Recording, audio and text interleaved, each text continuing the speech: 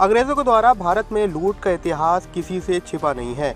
इस लूट को लेकर अलग अलग आंकड़े दुनिया की किताबों और मैगजीनों में दर्ज किए गए हैं, लेकिन हाल ही में ऑक्सफैम इंटरनेशनल की एक रिपोर्ट ने इस लूट का नया आंकड़ा पेश किया है। यह आंकड़ा बेहद चौंका देने वाला है। ऑक्सफैम की इस रिपोर्ट के मुताबिक अंग्रेज साल 1765 से लेकर साल 1900 के बीच भारत से 64.82 ट्रिलियन डॉलर अपने देश ले गए थे। इस रकम को आप ऐसे समझ सकते हैं कि रकम दुनिया की सबसे बड़ी इकोनॉमी अमेरिका की जीडीपी से लगभग दोगुने से ज्यादा है। फोर्ब्स के अनुसार अमेरिका की जीडीपी 30.34 ट्रिलियन डॉलर है। रिपोर्ट के मुताबिक अंग्रेजों द्वारा भारत से की गई कमाई में ब्रिटेन के सबसे अमीर 10% लोगों की जेब में 33.8 ट्रिलियन डॉलर गए थे। ऑक्सफैम की टेकर्स नॉट मेकर्स नाम की इस रिपोर्ट के मुताबिक ब्रिटेन की सरकार ने नस्लवादी व्यवस्था पर रोक लगाने के लिए अमीरों को भारी भरकम मुआवजा दिया था। साथ ही ब्रिटिश के अधिकांश अमीरों की कमाई का ये एक मुख्य जरिया हुआ करता था। उस दौरान भारत में अंग्रेजों ने 100 साल से भी अधिक समय तक लूट मचाई और इसका फायदा ब्रिटेन में उस समय उभर रहे नए मिडिल क्लास को हुआ था। भारत से की गई कमाई से देश के अमीरों के सबसे ज्यादा फायदा इसी क्लास को हुआ। अंग्रेजों की नीतियों के कारण भारत के घरेलू उद्योग धंधे को बर्बाद कर दिया था। आकलन के मुताबिक 1750 में दुनिया के औद्योगिक उत्पादन में भारत उपमहाद्वीप की हिस्सेदारी करीब 25% थी,